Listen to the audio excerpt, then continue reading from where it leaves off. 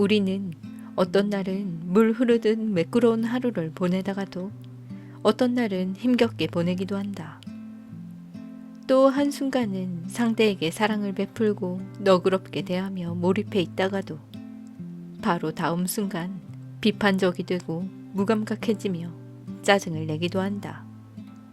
아침에는 엄청난 문제로 느껴지던 것이 오후에는 별로 대수롭지 않은 문제처럼 보이기도 한다. 한순간 다리에 통증이 엄습하더니 바로 다음 순간 말끔히 사라지기도 한다. 이런 변화를 어떻게 설명할 수 있을까?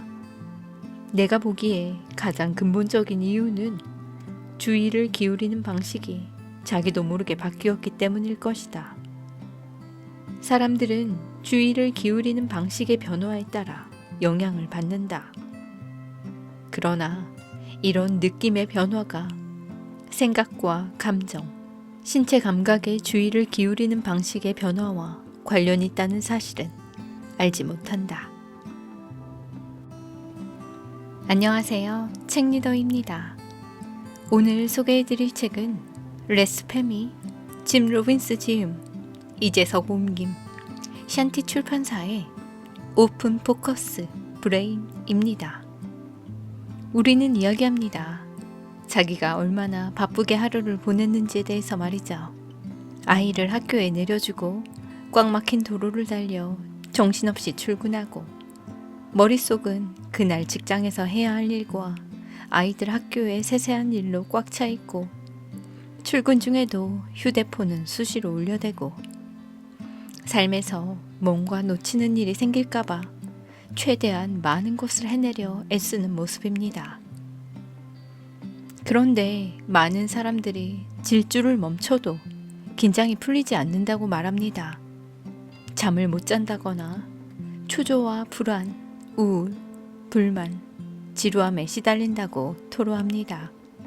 술을 한두 잔 마시지 않으면 편히 쉴 수 없다는 사람도 많습니다.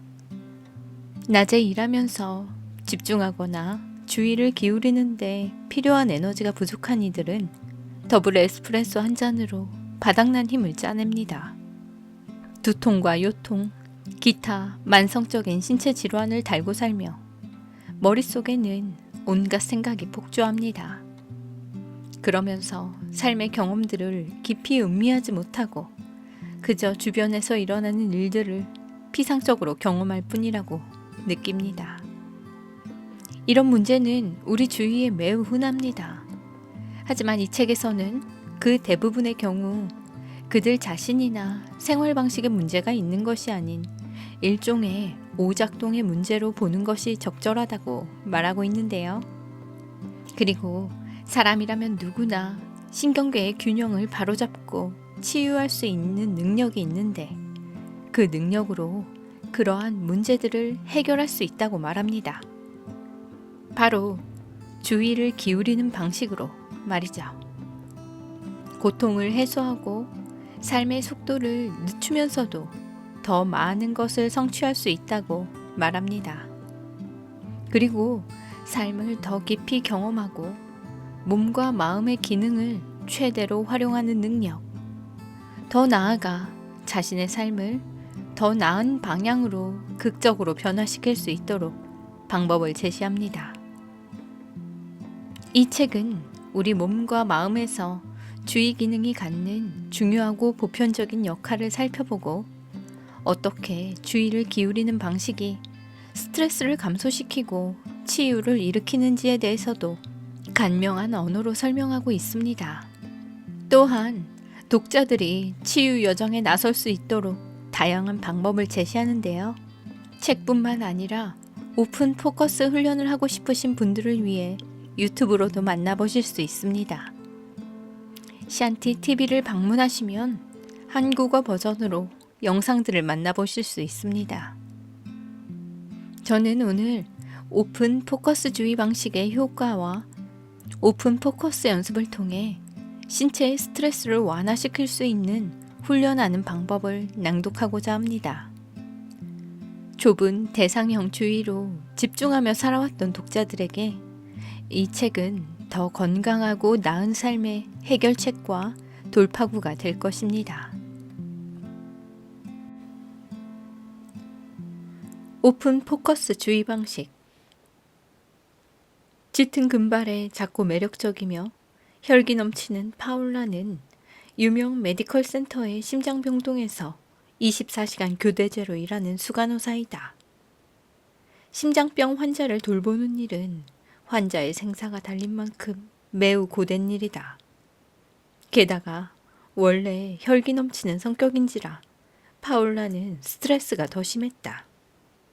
일에 지친 그녀는 결국 프린스턴 바이오 피드백 센터를 찾았다. 그녀는 의자에 털썩 앉아 얼핏 보기에 서로 관련 없는 증상들을 호소하기 시작했다. 갑자기 불안이 엄습하는가 하면 심한 두통이 자주 생기고 위장은 늘 쓰렸으며 자궁 내막증과 경미한 우울 증상, 게다가 불면증까지 있다고 했다. 병원에서 의사가 여러 가지 약을 처방해 주었지만 그녀는 약으로 자신의 증상을 덮어버리는 게 썩 내키지 않았다. 그리고 장기간의 약 복용으로 인한 부작용도 걱정되었다. 파울라는 자신이 가장 불편하게 여기는 불안증을 무엇보다 먼저 치료하고 싶어 했다.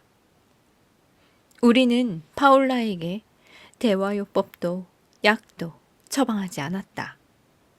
그 대신 그녀는 이후 몇 주에 걸쳐 일주일에 2번씩 중요한 것 하나를 배워나갔다.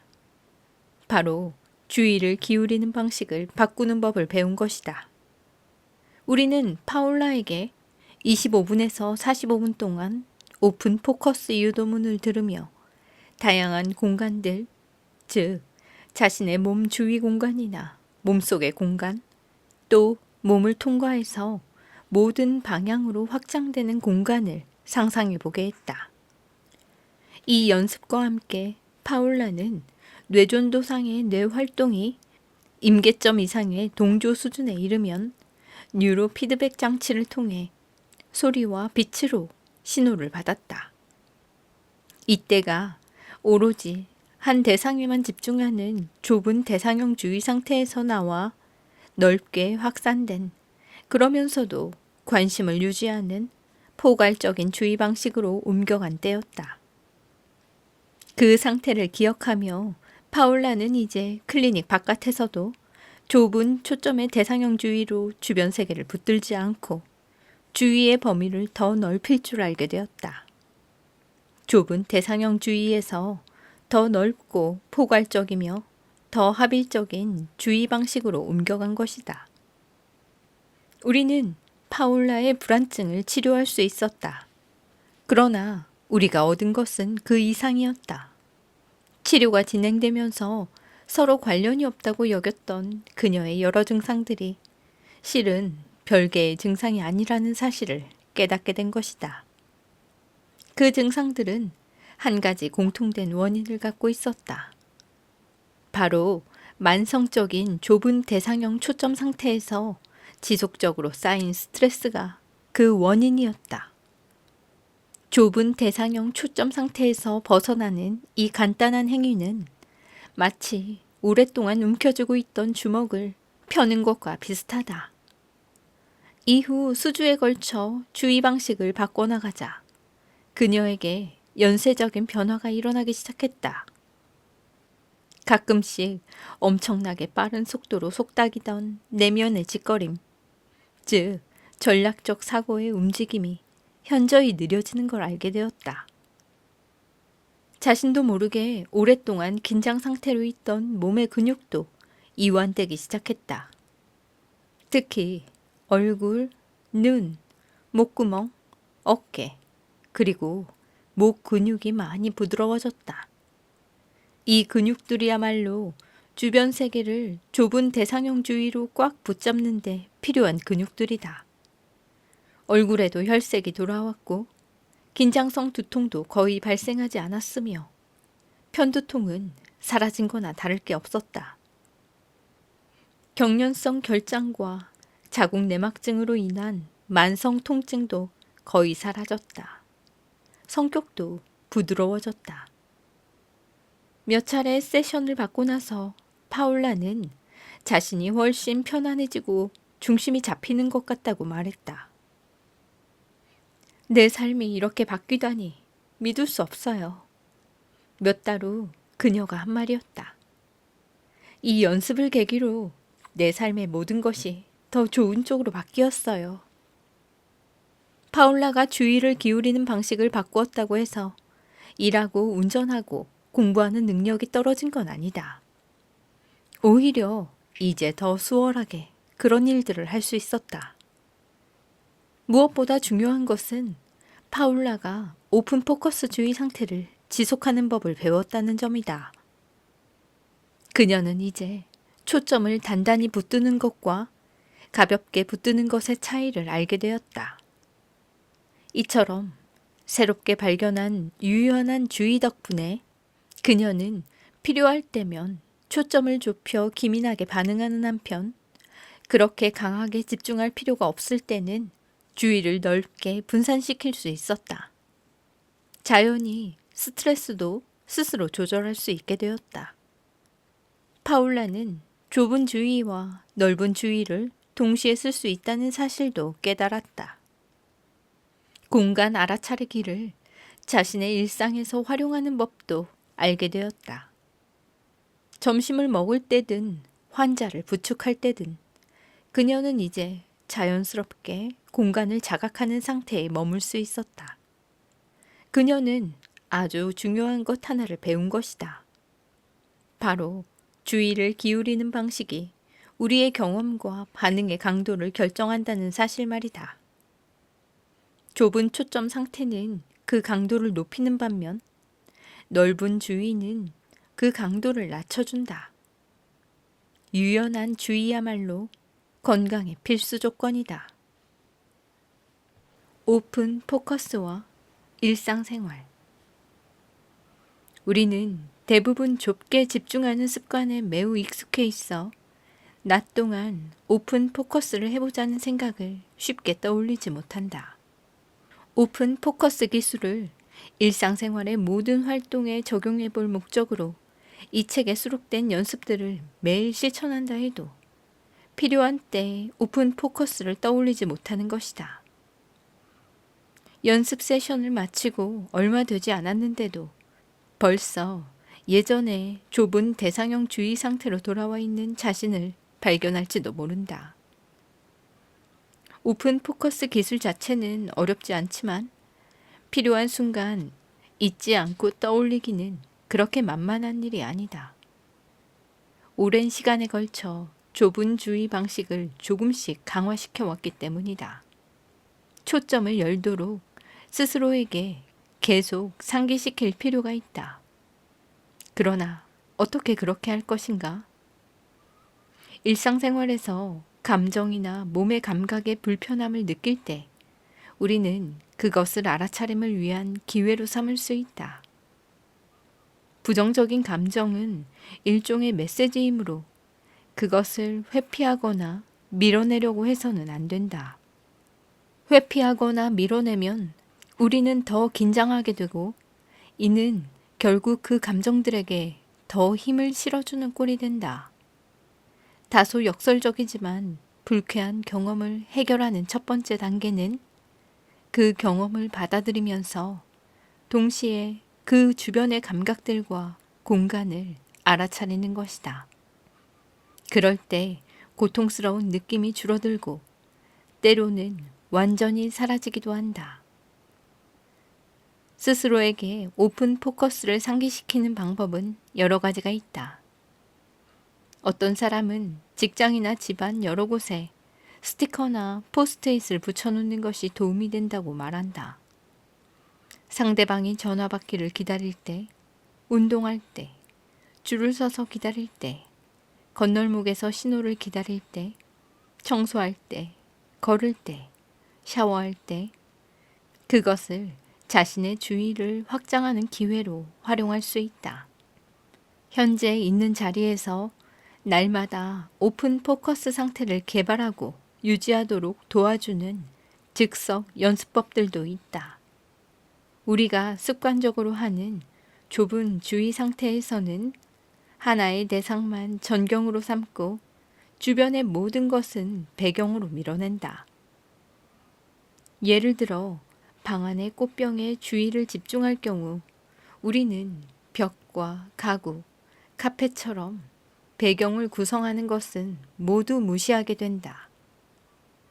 여러 대상 중 한 대상만 선택하여 집중하는 데는 많은 에너지가 필요하다. 전경으로 간주하는 대상과 배경으로 간주하는 대상 사이를 오가는 법을 배우고 이 둘을 동일한 관심을 갖고 볼 수 있다면 그것만으로도 우리는 에너지를 훨씬 줄일 수 있으며 우리가 생성하는 뇌파와 우리가 생각하고 느끼는 방식까지 변화시킬 수 있다. 다음의 기술을 매일 활용해보라. 그러면 우리는 경험에 스며 있는 공간, 고요, 영혼을 의식 속으로 받아들이는 것만으로 오픈 포커스 상태를 유지할 수 있다. 일상적인 일을 하면서 생각날 때마다 무한한 공간, 고요, 영혼을 알아차려 본다.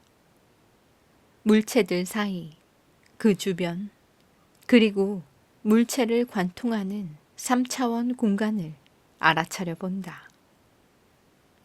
자신의 모든 감각, 즉, 보는 것, 듣는 것, 느끼는 것, 맛보는 것, 냄새 맡는 것, 그리고 정신활동과 시간에도 주의를 기울인다. 물체와 공간 모두를 주의의 대상에 포함시킨다. 모든 것에 스며들어 있는 공간을 알아차린다고 상상해 본다. 모든 것을 분명하게 드러나게 해주는 배경 공간을 느낀다고 상상해 본다. 일상생활을 하면서 이 연습을 한다면 이는 빠르게 우리의 우뇌를 깨우고 주의를 열어주며 세상 일에 대한 좌뇌의 장악을 느슨하게 해줄 것이다. 우뇌를 활성화시키면 지각과 감각, 상상의 과정이 더 생생해져 우리는 더 편안하고 사랑이 많고 더 열린 상태가 된다. 4가지 종류의 주의 방식, 즉 좁은 주의, 넓은 주의, 합의령 주의, 대상형 주의를 유연하고 균형 있게 사용하게 될 때 이 같은 뇌 전체의 활동이 가장 잘 이루어진다. 긍정적이고 영구적인 변화는 연습을 통해 일어난다. 우리는 어렸을 때 특별히 배운다는 생각 없이 걷는 법이나 자전거 타는 법, 공 던지는 법, 피아노 치는 법을 배웠다. 그와 마찬가지로 오픈 포커스 기술도 우리 삶의 자연스러운 일부가 될 수 있다. 오픈 포커스 훈련은 사람들로 하여금 스스로 의식하지 못한 채 본능적으로 사용해 온 주의 방식을 깨닫게 한다. 그것은 어려서부터 자주 사용했던 주의 방식일 것이다. 하지만 오픈 포커스 상태를 경험하고 나면 우리는 이 방식으로 살면서 세계를 인식하고 그 안에서 평안한 느낌을 갖게 될 것이다. 그리고 그것은 지극히 자연스러운 존재 방식이 될 것이다. 오픈 포커스 브레인 연습. 머리와 손에 대한 오픈 포커스 훈련. 이 오픈 포커스 훈련은 머리와 목, 어깨, 팔, 손, 손가락에 쌓인 스트레스를 풀기 위한 것이다. 머리와 목 근육은 특히 스트레스와 긴장에 취약하다. 그 까닭은 이 부위들이 특정 대상에 초점을 맞추고 집중하는 좁은 대상형 주의 방식을 유지하는데 다른 어떤 곳보다 많이 사용되기 때문이다. 준비. 앉거나 선 상태로 자세를 바로 잡는다. 허리는 바로 세우되 몸은 부드럽게 이완한다. 이 연습을 하는 동안 자세를 다시 고쳐잡을 필요가 없도록 안정된 자세를 취한다. 몸을 자주 움직이면 새로운 주의 방식을 익히는데 방해가 될 수 있으므로 연습을 하는 동안에는 가능한 한 몸을 움직이지 않도록 한다. 몸과 마음이 자연스럽게 아래 유도문에 반응하도록 해본다. 처음에는 눈을 감고 하는 것이 공간을 느끼고 공간에 대한 경험을 상상하거나 자각하는데 좀 더 도움이 될 것이다. 유도문. 자세를 바로잡고 머리와 손에 대한 오픈 포커스 연습을 시작하겠습니다. 유도문을 들으면서 관련된 이미지나 느낌을 상상하기 위해 특별히 노력을 기울이려 하지 말고 편안한 상태를 유지합니다. 유도문의 문장 하나하나를 들으며 어떤 상상과 경험이 일어나든 그것이 당신에게는 이상적이고 적절한 반응이라고 받아들입니다. 연습을 계속하다 보면 당신의 경험은 자연스럽게 변화하고 깊어질 것입니다. 새로운 경험에 대한 인식이 지속적으로 열리고 확장되어 가는 것을 상상해 봅니다. 공간에 대한 느낌을 상상하는 데 중점을 두면서 이제 머리와 손에 대한 오픈 포커스를 시작하겠습니다. 두 눈 사이의 거리를 상상해 봅니다. 코로 숨을 들이쉬고 내쉬면서 코 속 공간을 상상합니다. 자연스럽게 숨을 들이쉬면서 숨이 눈 뒤쪽으로 흐른다고 상상합니다. 코와 눈 사이의 거리를 떠올려 봅니다. 자연스럽게 숨을 들이쉬면서 목구멍 안쪽의 공간을 상상합니다. 목구멍 안쪽 공간과 코 속 공간 사이의 거리를 떠올려 봅니다. 입과 뺨 안쪽 공간을 상상합니다. 혀의 표면을 떠올립니다. 혀가 차지하고 있는 공간, 즉 혀의 부피를 그려봅니다. 이와 잇몸이 차지하고 있는 공간을 상상합니다. 입술의 부피, 즉 입술이 차지하고 있는 공간을 떠올려 봅니다. 윗입술과 코끝 사이의 거리를 상상해 봅니다. 윗입술과 코끝 사이의 거리를 상상해 봅니다. 목구멍 안에서부터 턱 끝까지의 거리를 떠올립니다. 귓속 공간을 상상해 봅니다. 목구멍 안에서부터 귓속 공간까지의 거리를 상상해 봅니다.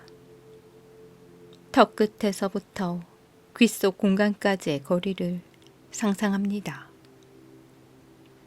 두 귀 사이의 공간을 그려봅니다. 턱 끝에서부터 관자놀이 사이의 공간을 상상합니다.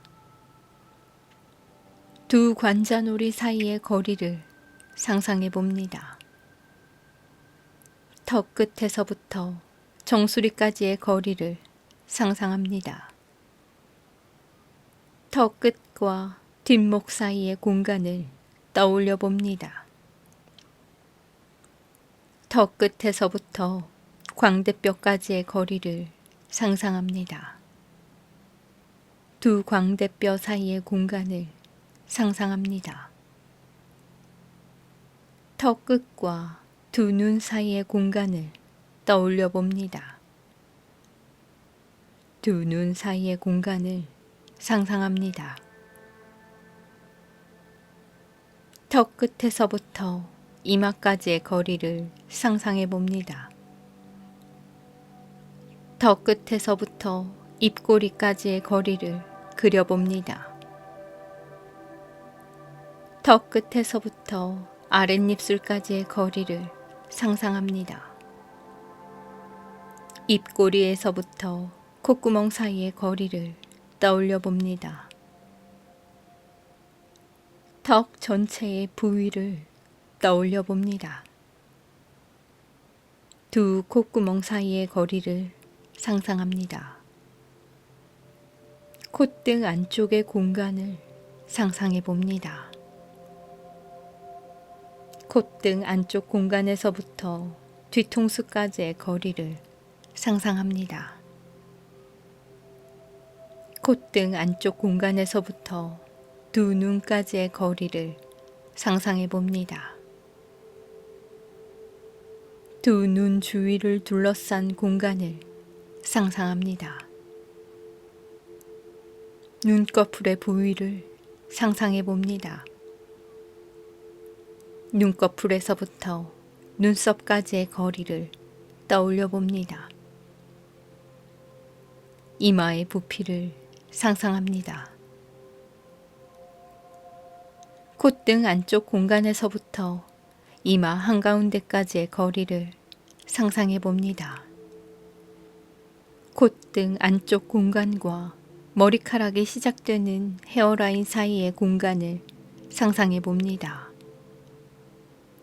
귀, 턱, 코와 혀, 치아, 잇몸, 입술 등을 포함한 얼굴 전체의 부피를 동시에 상상해 봅니다. 그리고 두피의 부피도 함께 상상해 봅니다. 자연스럽게 숨을 들이쉬면서 그 숨이 얼굴 전체와 두피까지를 가득 채운다고 상상해 봅니다. 숨을 내쉴 때는 숨이 몸에서 빠져나가면서 얼굴과 두피, 머리가 텅 비워진다고, 즉 공간으로 채워진다고 상상해 봅니다. 목구멍 안의 공간이 확장되어 목 전체가 공간으로 채워진다고 상상해 봅니다. 목 안의 공간과 양 어깨끝 사이의 거리를 떠올려 봅니다. 목과 목구멍 안쪽 공간이 확장하여 양 어깨 전체를 채운다고 상상해 봅니다. 윗 팔뚝의 부피를 상상합니다. 윗 팔뚝과 아래 팔뚝의 부피를 동시에 상상해 봅니다. 팔 전체와 손목, 손의 부피를 동시에 상상합니다. 양손 엄지손가락의 부피를 상상합니다. 양손 집게손가락의 부피를 상상해 봅니다. 양손의 엄지와 집게손가락 사이의 공간을 상상합니다. 양손 가운데 손가락의 부피를 상상해 봅니다. 양손의 집게손가락과 가운데 손가락 사이의 공간을 떠올려 봅니다. 양손의 엄지와 가운데 손가락 사이의 공간을 상상합니다. 양손 넷째 손가락의 부피를 상상합니다. 양손 가운데 손가락과 넷째 손가락 사이의 공간을 떠올립니다. 양손의 엄지와 넷째 손가락 사이의 공간을 상상해 봅니다. 양손 새끼 손가락의 부피를 상상해 봅니다. 양손의 넷째 손가락과 새끼 손가락 사이의 공간을 상상합니다. 양손의 엄지손가락과 새끼손가락 사이의 공간을 상상해 봅니다.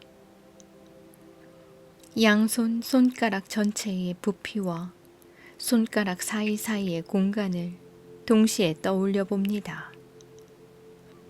어깨, 팔, 손, 손가락의 부피를 상상하면서 동시에 손가락들 사이의 공간, 그리고 양쪽 팔과 팔 사이의 거리나 공간을 그려봅니다.